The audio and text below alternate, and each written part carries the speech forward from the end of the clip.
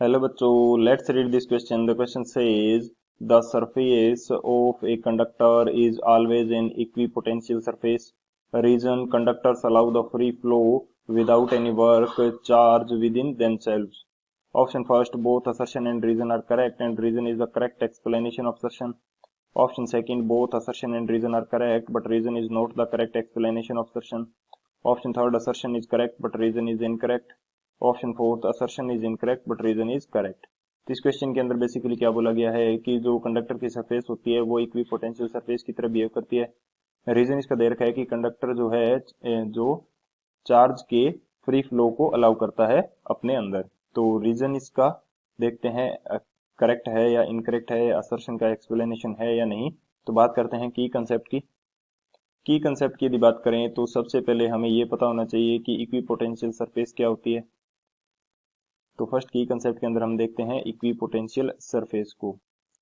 Equi potential surface, कोई भी surface जिसके लिए पोटेंशियल की वैल्यू सेम रहेगी उसको बोला जाएगा इक्वी पोटेंशियल सरफेस. तो यहाँ पे मैं बात कर सकता हूँ potential remains same through out the surface.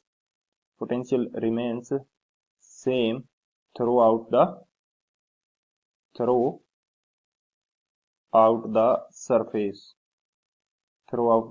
Surface.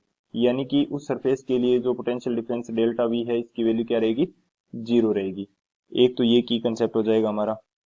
Secondly मैं बात करता हूं कि जो इलेक्ट्रिक फील्ड होता है किसी कंडक्टर के अंदर वो हमारे पास जीरो रहता है. Electric field inside a conductor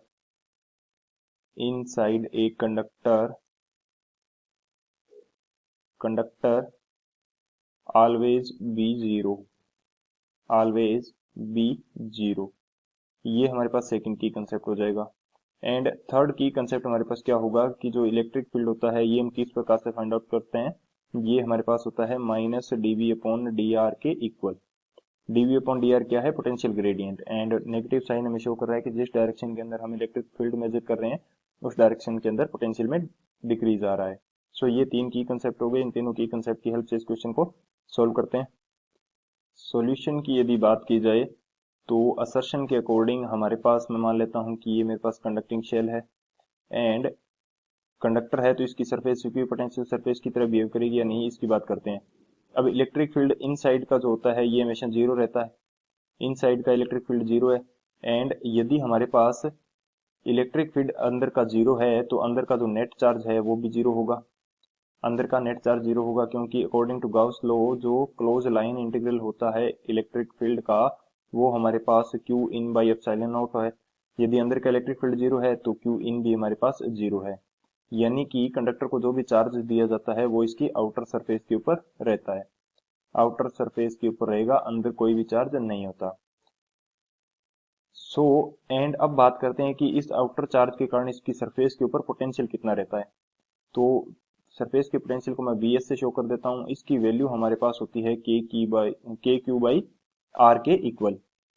Q इसका चार्ज है एंड आर इस स्फेरिकल शेल की रेडियस है. ये जो चार्ज है, सॉरी ये जो पोटेंशियल है ये पूरी सरफेस के लिए सेम रहेगा क्योंकि जो चार्ज है वो यूनिफॉर्मली इसकी सरफेस के ऊपर डिस्ट्रीब्यूटेड है एंड रेडियस सेम रहनी है. तो सरफेस के ऊपर जो चार्ज होगा ये हमेशा सेम रहेगा. सरफेस के कोई भी पॉइंट के लिए जो डेल्टा वी है ये हमारे पास जीरो रहेगा, यानी कि पोटेंशियल डिफरेंस नहीं होगा. पोटेंशियल सेम है तो हम बोल सकते हैं कि जो ये सरफेस है इसकी इक्वी पोटेंशियल सरफेस की तरह बिहेव करेगी. सो ये हमारा असर्शन क्या हो जाएगा, करेक्ट हो जाएगा. अब बात करते हैं कि जो ये फ्री फ्लो को, चार्ज के फ्री फ्लो को अलाउ करता है या नहीं करता. हमें पता है कि अंदर का इलेक्ट्रिक फील्ड जीरो है. तो ई की वैल्यू हम कैसे फाइंड आउट करते हैं, minus DV upon D R से. यदि ये जीरो है तो अंदर के प्रत्येक पॉइंट के ऊपर जो पोटेंशियल डिफरेंस डीवी की वैल्यू है ये भी जीरो आएगी. यानी कि अंदर के किन्हीं भी दो पॉइंट के बीच का जो पोटेंशियल है वो कांस्टेंट रहेगा या सेम रहेगा. यदि सेम रहेगा तभी तो इन दोनों के बीच का जो पोटेंशियल डिफरेंस है वो जीरो आएगा. अंदर का पोटेंशियल सेम है. अब यदि कोई कंडीशन ऐसी आती है कि डेल्टा वी जीरो नहीं रहता, यदि कोई न्यू चार्ज को इंट्रोड्यूस करवाते हैं या चार्ज के अंदर चेंज होता है तो डेल्टा वी यदि जीरो नहीं है तो ये चार्ज के फ्री फ्लो को अलाउ करेगा. चार्ज फ्री फ्लो, चार्ज क्या करेंगे, फ्री फ्लो करेंगे ताकि जो डेल्टा वी है ये फिर से जीरो हो सके।